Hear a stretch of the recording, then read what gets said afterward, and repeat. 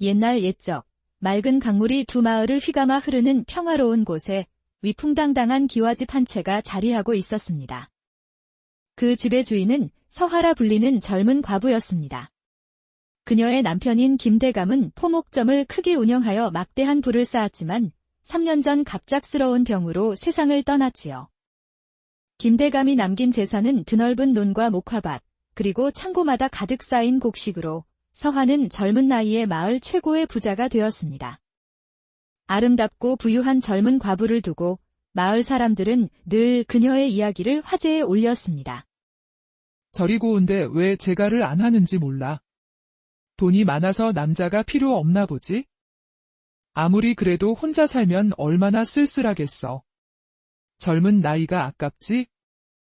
하지만 사실 서하에게는 아무도 모르는 비밀이 있었습니다.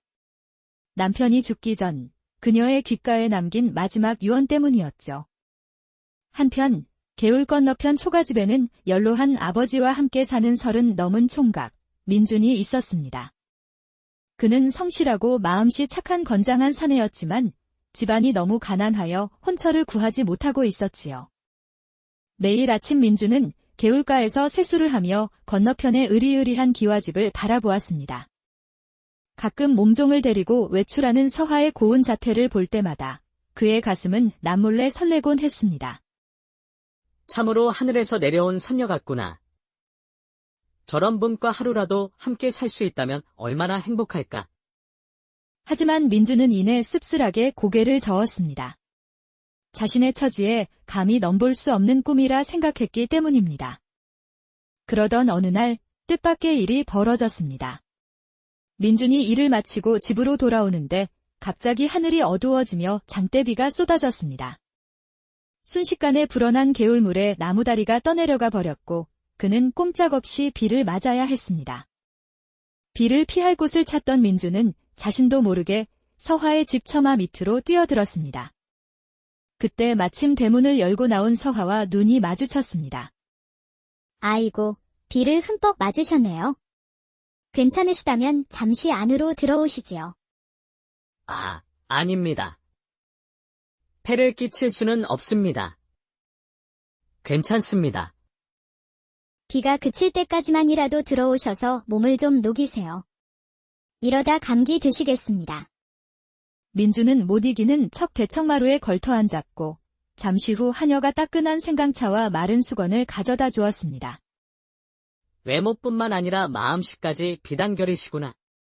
며칠 후 민주는 일을 마치고 또다시 과부의 집 앞을 지나게 되었습니다. 열린 대문 너머로 연하늘색 비단옷을 입은 서하가 홀로 대청마루에 앉아 멍하니 지는 노을을 바라보고 있었습니다. 그 모습이 어찌나 아름답고 외로워 보이던지 민주는 문득 생각했습니다. 저분도 나처럼 밤마다 외로움에 뒤척이지 않을까? 저 많은 재산이 저분의 외로움을 달래줄 수는 없을 텐데. 그날 이후 서하에 대한 생각으로 밤잠을 설치던 민주는 아버지에게 조심스럽게 물었습니다. 아버지, 저 건너편 과부 마님 말입니다. 혼자 살기에 너무 젊고 외로워 보이지 않으십니까? 글쎄다. 외롭기야 하겠지만 제가가 그리 쉬운 일도 아니고 게다가 듣지 아니 남자를 보는 눈이 보통 까다로운 게 아니란다. 그날 밤 민주는 꿈을 꾸었습니다. 서하와 함께 푸른 들판을 웃으며 뛰어다니다 그녀를 품에 안는 꿈이었죠.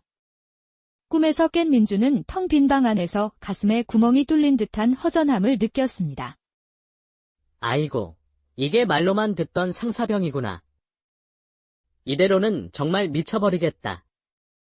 며칠을 끙끙 앓던 민주는 마침내 큰 용기를 내어 아버지에게 말했습니다. 아버지, 저 건너마을 서하마님께 장가가고 싶습니다.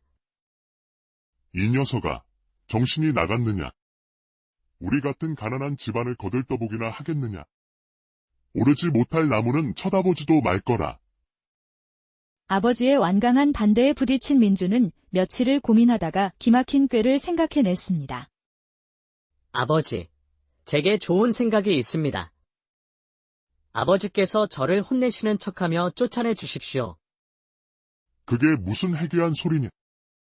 아버지가 몽둥이를 들고 30이 넘도록 장가도 못 가는 놈 하며 저를 쫓아오시면 저는 도망치다가 과부 집으로 뛰어 들어갈 겁니다.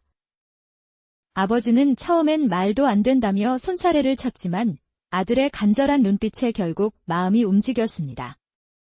이튿날 저녁, 부자의 기막힌 작전이 시작되었습니다. 이놈의 자식. 30이 넘도록 장가도 안 가고 이 애비 속을 썩이다니. 당장 거기 서지 못할까? 아버지는 몽둥이를 들고 아들을 쫓았고 마을 사람들은 갑작스러운 소동에 모두 나와 구경했습니다. 저게 무슨 난리람. 강 노인이 단단히 화가 났나 보네. 어서 장가를 가는 게 효도인 것을 왜 모르느냐? 이 불효자식아. 내 눈에 흙이 들어가기 전에 내가 가정을 꾸리는 것을 봐야겠다. 아버지를 피해 도망치던 민주는 계획대로 열려있던 서화의 집대문 안으로 뛰어 들어갔습니다. 살려주십시오. 제발 저 좀 숨겨주십시오. 갑작스러운 소란에 놀란 서화가 방에서 뛰쳐나왔습니다. 아니, 이게 무슨 소란입니까? 헌데, 그때 비를 피하시던 분이 아니신지요? 예, 맞습니다. 죄송하지만 제발 저 좀 숨겨주십시오. 아버님께서 저를 때려 죽이려 하십니다. 불효자식이라고요. 서화가 밖을 내다보니 정말로 한 노인이 몽둥이를 들고 씩씩거리고 있었습니다. 아이고. 우선 안으로 들어오세요. 서화는 민준을 안으로 들인 후 밖으로 나가 노인을 진정시켰습니다. 어르신, 무슨 일인지는 모르겠으나 우선 화를 가라앉히세요. 아드님은 제가 잠시 데리고 있을 테니 우선 댁으로 돌아가 계십시오. 아이고, 마님. 정말 감사드립니다. 저놈의 자식이 장가를 가라고 해도 말을 듣지 않은? 제발 저놈 정신 좀 차리게 따끔하게 말씀 좀 전해주십시오. 서글프게 하소연하며 돌아가는 노인의 구분 등을 보니 서화의 마음이 짠해졌습니다. 집으로 돌아온 서화는 민준에게 물었습니다. 아버님께서 돌아가셨으니 이제 안심하세요. 헌데 정말로 장가를 가지 않아서 아버님께서 그리 화를 내신 건가요? 예. 부끄럽지만 사실입니다. 제가 너무 가난해서. 또 사실은 제가 아직 수총각이라 장가가는 것이 두렵기도 합니다. 서화는 덩치는 산만한 사내가 수줍어하며 말하는 모습에 동정심이 일었습니다. 그렇다면 제가 오늘 장가가는 법을 가르쳐 드릴까요? 정말이십니까?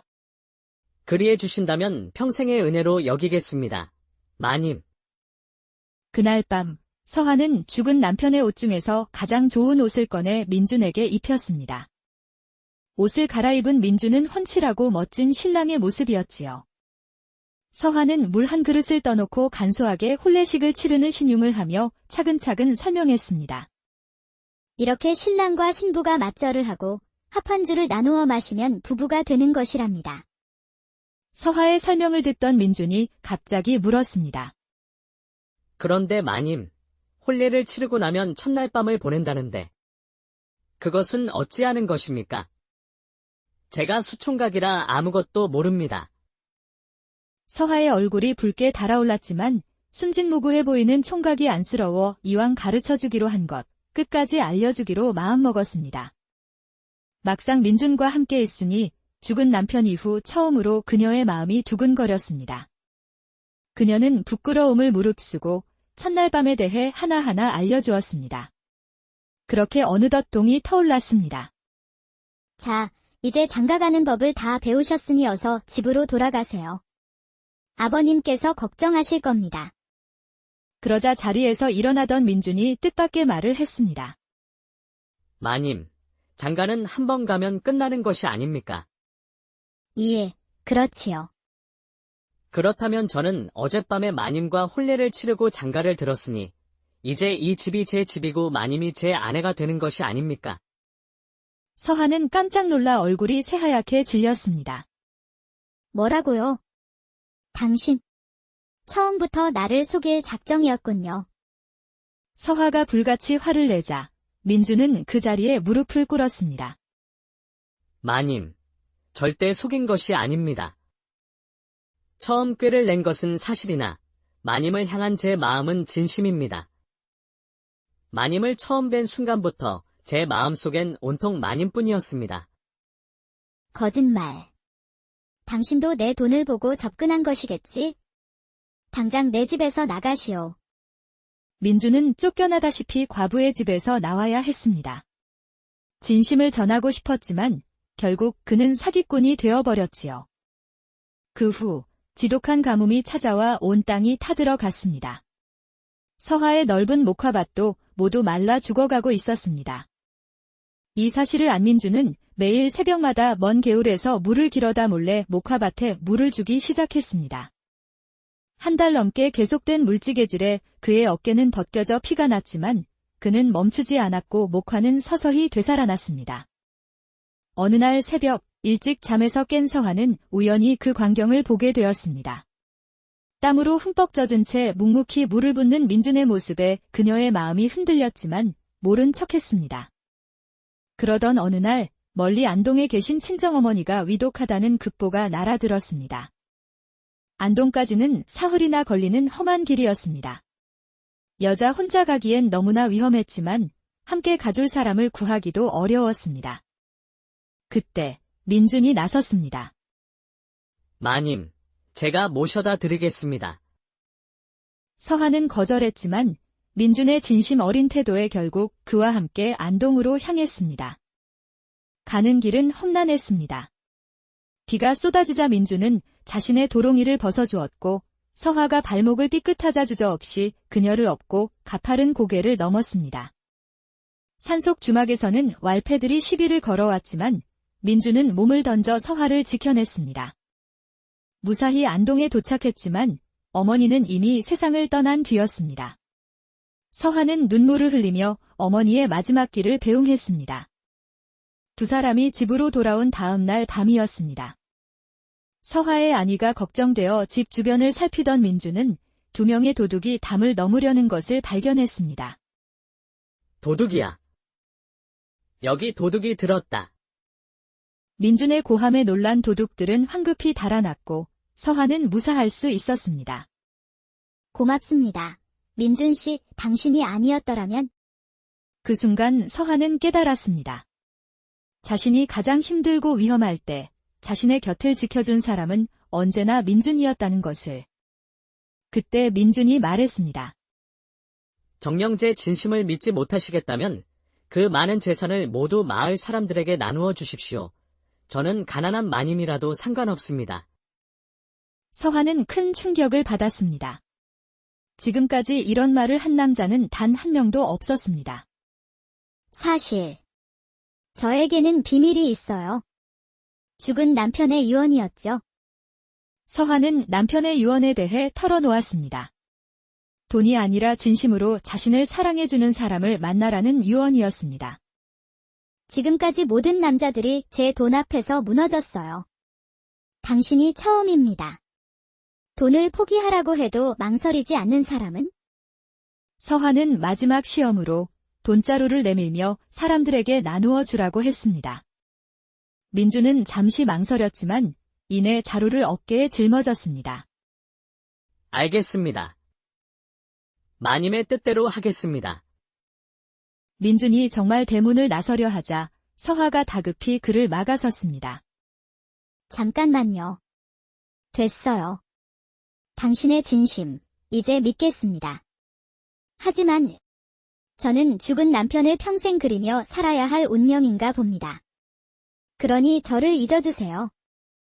바로 그때 갑자기 대문이 열리며 두 사람이 들어섰습니다. 바로 민준의 아버지와 죽은 줄로만 알았던 서하의 남편 김대감이었습니다. 서방님. 귀신이신가요? 창백한 얼굴의 김대감이 힘겹게 입을 열었습니다. 여보, 미안하오. 사실 나는 죽은 게 아니라 죽을 병을 고치기 위해 산소감자에서 3년간 요양을 하고 있었소. 김대감은 모든 사실을 털어놓았습니다. 그는 아내가 젊은 나이에 자신 때문에 평생을 묶여 살지 않기를 바랐기에 죽음을 위장했던 것입니다. 허나 내 병은 점점 더 깊어져 이제 정말 떠날 때가 된 것 같소. 혼자 남을 당신이 걱정되어 잠을 이룰 수 없었는데 이 총각의 이야기를 듣고 마음을 놓았소. 김대감은 서화의 손을 잡고 민준에게 건네주었습니다. 사랑하는 내 아내. 그러니 이제 나를 잊고 이 사람과 행복하게 살아가 주시오. 이것이 내 마지막 소원이오. 며칠 후 김대감은 사랑하는 아내가 행복할 것이라는 믿음 속에서 편안히 눈을 감았습니다.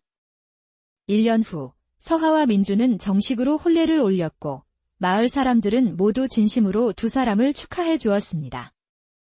부부가 된 두 사람은 재산을 어려운 이웃을 위해 사용했습니다. 장마 때마다 떠내려가던 나무다리를 튼튼한 돌다리로 놓았고 아이들을 위한 서당을 크게 지었습니다. 흉년이 들면 창고를 열어 곡식을 나누며 정작 자신들은 소박하고 평범하게 살아갔습니다. 훗날 사람들은 말했습니다. 진정한 사랑은 돈으로 살 수 없지만 진정한 사랑은 돈보다 더 큰 행복을 가져